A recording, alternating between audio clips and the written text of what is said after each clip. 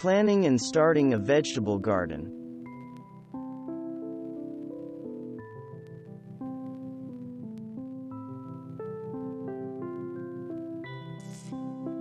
You want to make your vegetables happy? Stressed plants won't give you bushels of great-tasting vegetables. Most vegetables enjoy the same growing conditions, so making them happy isn't a huge challenge, especially if you have a spot with full sun. But if your vegetable garden isn't convenient, it's going to be neglected. Here's what to consider as you decide where to put your vegetable garden and how much effort you are willing to put into it. This is the fun part of planning a vegetable garden. It's also deceptively difficult because our eyes are much bigger than our gardens. Everything sounds so luscious that it's very tempting to try and squeeze in more than we should. You may not try 18 varieties of tomatoes this season, but here are some suggestions for deciding what vegetables will have a place in your vegetable garden. There are some practical considerations here. A lot of gardeners will start all their plants from seed just to have a greater variety of seeds offer over seedlings. But even if the idea of spending your winter pampering tiny plants in the basement is disagreeable to you, there are still vegetables that grow best if planted from seed. Don't panic. These can be direct sown in your garden. Still, you'll need to know which vegetables you can buy as plants and which you'll need to pick up as seeds. Aesthetics take a back seat in vegetable gardens. Your first concern should be placing the vegetables in their optimal growing conditions. You'll also need to consider room for paths and space for working. But that doesn't mean it can't look great.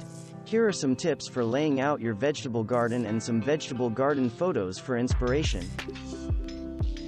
You don't usually plant your vegetable garden all at once.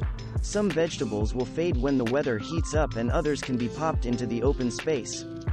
Other vegetables only produce for a limited time and can be sown in staggered plantings to extend the harvest. There are several easy ways to make the most of your vegetable garden space.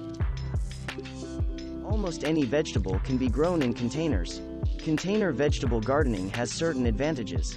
First, you can control the soil and drainage. It's a lot easier to have great soil when you're pouring it into a pot and not breaking your back tilling in amendments. You can place your vegetable container gardens where they'll get the most sunlight or even move them around to follow the sun.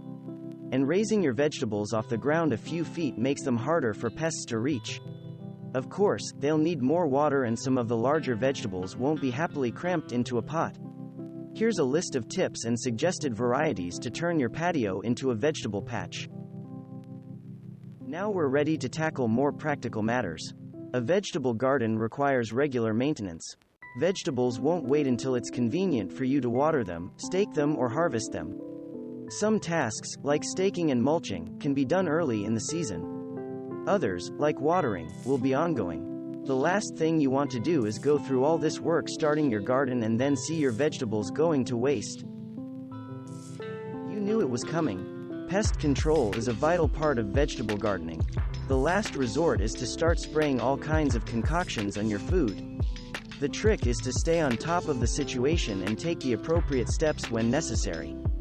This is what we call integrated pest management, or IPM. Finally, to savor the best, we need to know when to pick at peak. Some vegetables tell you, like the way a cantaloupe will slip off the vine. Others take a bit of finesse. By now you must be raring to go. The only thing left to do is study up on what your vegetables want, so you can be sure to give it to them. Thanks for watching. Subscribe for more interesting videos. And please hit the like button for the YouTube algorithm.